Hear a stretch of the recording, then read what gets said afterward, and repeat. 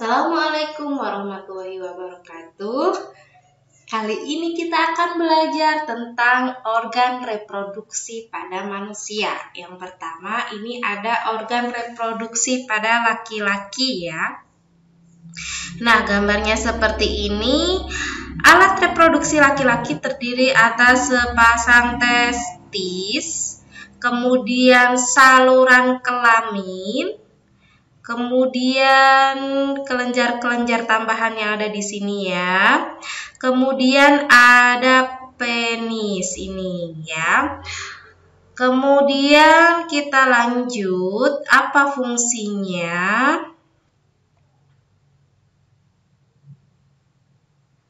Pada bagian-bagian reproduksi pada laki-laki. Yang pertama yaitu ada testis. Testis adalah kelenjar kelamin penghasil sperma dan hormon testosteron. Nah, di sini testis ini fungsinya sebagai penghasil sperma dan hormon testosteron. Selanjutnya ada fasa eferentia, yaitu untuk menampung sperma ya.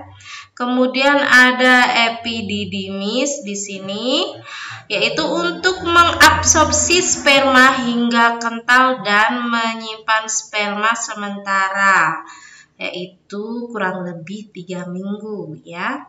Kemudian ada vas deferens ini ya, ini saluran kecil ini.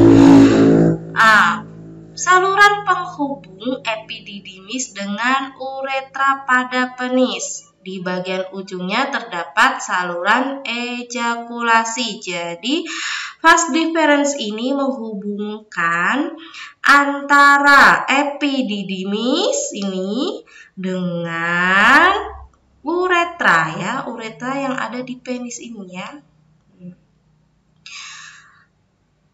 Kemudian uretra merupakan saluran untuk mengeluarkan sperma dan urin. Jadi ini uretra ini fungsinya untuk mengeluarkan sperma dan urin.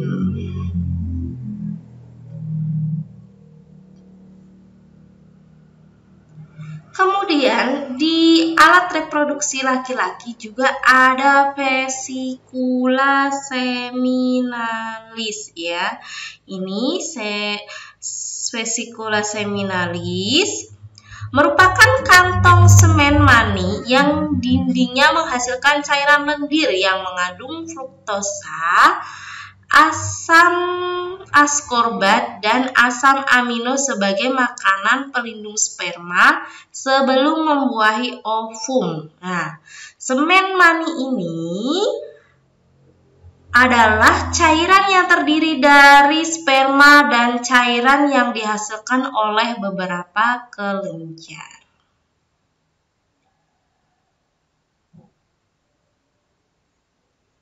Selanjutnya ada kelenjar prostat ya. Ini ada kelenjar prostat di sini letaknya. Nah, kelenjar prostat ini menghasilkan cairan basah berwarna putih susu. Cairan ini berfungsi untuk menetralkan sifat asam pada saluran fasa eferentia dan cairan pada vagina sehingga sperma dapat bergerak dengan aktif. Kemudian ada kelenjar Koperi ya. Kelenjar Koperi ini di sini letaknya. Itu fungsinya sebagai penghasil cairan pelicin ya. Kemudian ada penis di sini ya. Di penis ini merupakan alat kelamin luar yang berfungsi untuk memasukkan sperma ke dalam tubuh wanita. Nah, sistem reproduksi laki-laki berhubungan erat dengan sistem ekskresi urineria. Testis menghasilkan jutaan sperma setiap hari mulai dari masa pubertas sampai meninggal dunia. Jika tidak dikeluarkan, sel-sel sperma akan mati dan diserap kembali oleh tubuh, ya. Kemudian sekarang kita belajar tentang organ reproduksi pada wanita, ya.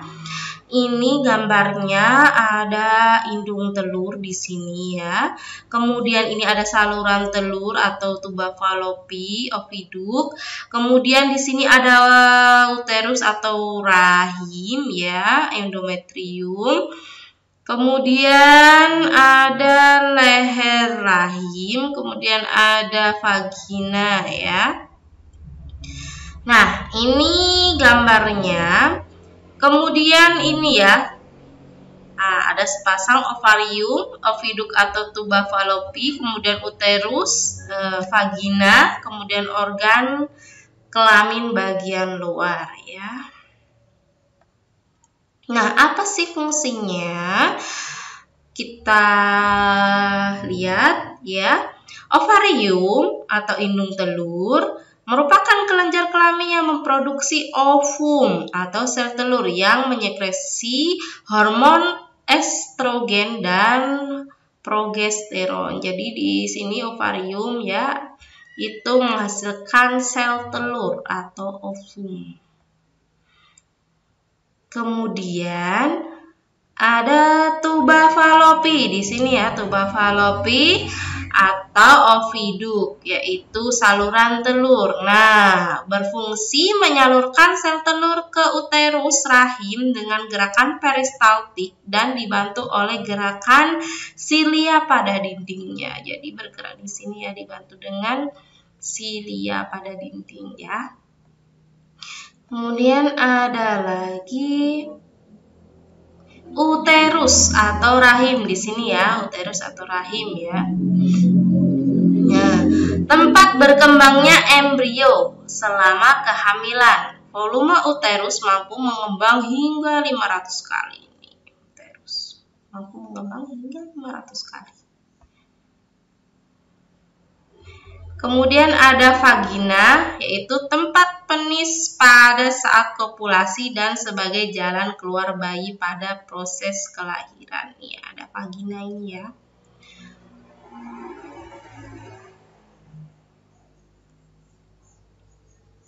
Kemudian ada klitoris, struktur yang sama dengan penis. Kemudian ada vulva, terdiri atas labium mayor atau bibir besar dan labium minor atau bibir kecil. Kemudian ada lubang saluran kencing, kemudian ada lubang vagina bagian terluar vagina dan fundus bagian lipat paha. Nah, selanjutnya pembentukan sel kelamin, ya. Sel kelamin terbentuk dari pembelahan sel yang sudah dijelaskan pada video sebelumnya. Nah, pembentukan sperma atau spermatogenesis terjadi di dalam testis, ya. Oke. Spermatogonium bersifat diploid dan selalu membelah diri secara mitosis sehingga berjumlah banyak. Sebagian spermatogonium membesar menjadi spermatosit primer ini, ya. Nah, ini, ya, membelah secara mitosis menjadi spermatosit primer. Kemudian membelah lagi secara meiosis 1 itu menjadi spermatosit sekunder yang bersifat haploid, ya. Kemudian membelah lagi secara meiosis 2 ini itu menjadi spermatid ini, ya. 4 spermatid ini bersifat haploid. Nah, kemudian terjadi diferensiasi menjadi sel sperma ini ya, yang bersifat haploid ini. Keempatnya itu aktif ya, menjadi sperma. Kemudian lanjut ke pembentukan sel kelamin perempuan. Pembentukan ovum atau oogenesis ya terjadi di dalam ovarium. Oogonium bersifat diploid. Nah, oogonium membelah diri secara mitosis ini ya awalnya. Oogonium membelah secara mitosis menjadi oogonium primer ya. Kemudian membelah lagi secara meiosis menjadi oosit sekunder ini ya. Ini oosit sekunder, ini yang satunya menjadi badan kutub pertama. Nah, ini setelah itu membelah lagi secara meiosis 2, yang satunya menjadi ootit yang bersifat haploid, yang satunya menjadi badan polar. Ini badan polar ini juga menjadi badan polar dan badan polar. Ada 3 badan polar yang tidak berkembang ya, yang mati istilahnya. Kemudian ini berdiferensiasi menjadi yang ootit ini berdiferensiasi menjadi ovum ya, bersifat haploid.